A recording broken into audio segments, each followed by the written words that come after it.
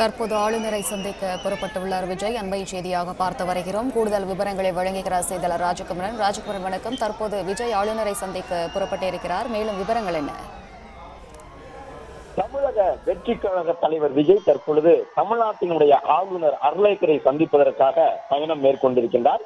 சென்னை பட்டினப்பாக்கம் இல்லத்திலிருந்து புறப்பட்டிருக்கக்கூடிய தாவேகா தலைவர் விஜய் தொடர்ந்து மூன்றாவது முறையாக ஆளுநர் அர்லேக்கரை சந்திக்க செல்லுகின்றார்.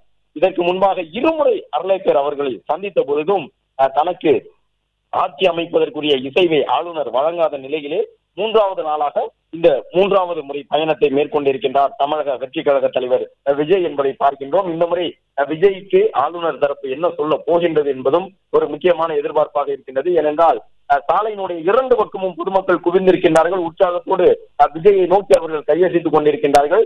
தாவேகா தலைவர் விஜயாக செல்லக்கூடிய தமிழக வெற்றி கழக தலைவர் விஜய் ஆளுநர் மாளிகை சென்று திரும்பும் பொழுது தமிழக முதலமைச்சர் ஆவதற்குரிய விஜயாக திரும்பி வருவார் என்ற எதிர்பார்ப்போடு அங்கே இருக்கக்கூடிய மக்கள் காத்திருப்பதை பார்க்க முடிகின்றது. 118 என்ற எண்ணூறு வாருங்கள், உங்களுக்கு நான் முதலமைச்சராக அந்த பதவி பிரமாணத்தை செய்து வைக்கின்றேன், அந்த எண்ணிக்கை நீங்கள் பெறாதவரை உங்களுக்கு நான் முடிசூட்ட அந்த பதவி பிரமாணத்தை செய்து வைக்க முடியாது என்று ஆளுநர் அர்லேக்கர் ஏற்கனவே இருமுறை கூறிவிட்டார். எனவே இந்த முறை தாவேகா தலைவர் விஜய் என்ன செய்ய போகின்றார் என்பதுதான் ஒரு முக்கியமான கேள்வி. ஏனென்றால் இன்னும் 2 இடங்கள் அதிகாரப்பூர்வமாக அறிவிக்கப்படாமல் இருக்கின்றன.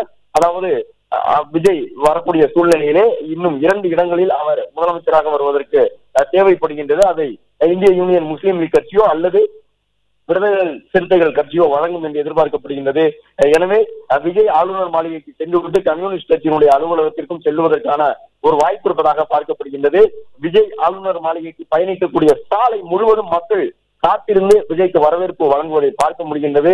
ஏற்கனவே விஜய் இதற்கு முன்பாக பரப்பை மேற்கொள்வதற்காக தமிழகத்தினுடைய பல்வேறு இடங்களுக்கும் சென்ற பொழுது அவருக்கு எப்படி உற்சாகமான வரவேற்பை அங்கே நின்றவர்கள் பொதுமக்கள் வாக்காளர்கள் வழங்கினார்களோ அதே போன்று ஒரு வரவேற்பை தற்பொழுது வழங்கிக் கொண்டிருக்கின்றார்கள். விஜயை பொறுத்தவரை தமிழக வெற்றி கழகத்தினுடைய தலைவராக இருக்கின்றார். இன்னும் சற்று நேரத்தில் தமிழக வெற்றி கழக தலைவர் விஜய் ஆளுநரை சந்திக்கக்கூடிய சூழ்நிலையிலே தமிழ்நாட்டினுடைய முதலமைச்சர் ஆவதற்குரிய எண்ணிக்கை தனக்கு இருப்பதாக அவர் சொல்லக்கூடும். எனவே அந்த 118 என்ற எண்ணிக்கையை விஜய் எவ்வாறு அடையாளப்படுத்த போகின்றார் என்பதுதான் அனைவருக்கும் இருக்கக்கூடிய எதிர்பார்ப்பு.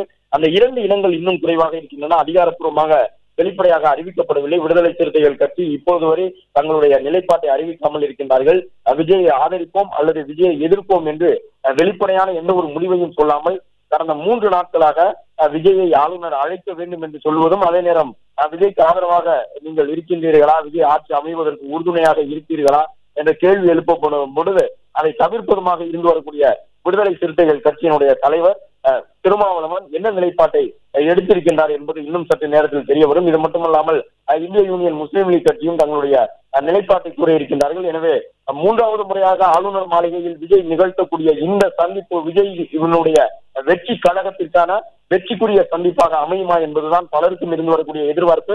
தமிழக வெற்றி கழகம் தனிப்பெரும்பான்மை பெற்ற ஒரு கட்சியாக இருக்கின்றது. தனித்து நின்ற கட்சி தனிப்பெரும்பான்மை பெற்றிருக்கக்கூடிய கட்சியாக 108 இடங்களில் வெற்றி பெற்றிருக்கின்றது. தமிழகத்தினுடைய முதலமைச்சர் ஆவதற்குரிய தகுதியோடு விஜய் இருந்து வருகின்றார். ஆனாலும் கூட விதிகளில் சில விஜய்க்கு எதிராக இருப்பதாக ஆளுநர் மாளிகை சொன்னது.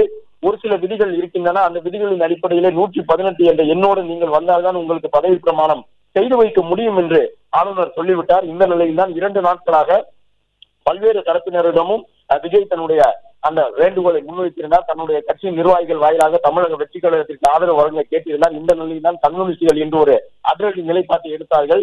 நாங்கள் திமுகவிடம் கேட்டு முடிவெடுக்க வேண்டிய அவசியம் இல்லை, எங்களுடைய கட்சியின் முடிவுக்கு திமுகவின் அனுமதி பெற வேண்டியது அவசியம் இல்லை என்றெல்லாம் சொல்லி கம்யூனிஸ்டுகள் தங்களுடைய நிலைப்பாட்டை அறிவித்திருந்தார்கள். பிளே ஸ்டோர் மற்றும் ஆப் ஸ்டோரில் இருந்து பாலிமர் செயலியை QR கோடு மூலம் பதிவிறக்கம் செய்யுங்கள்.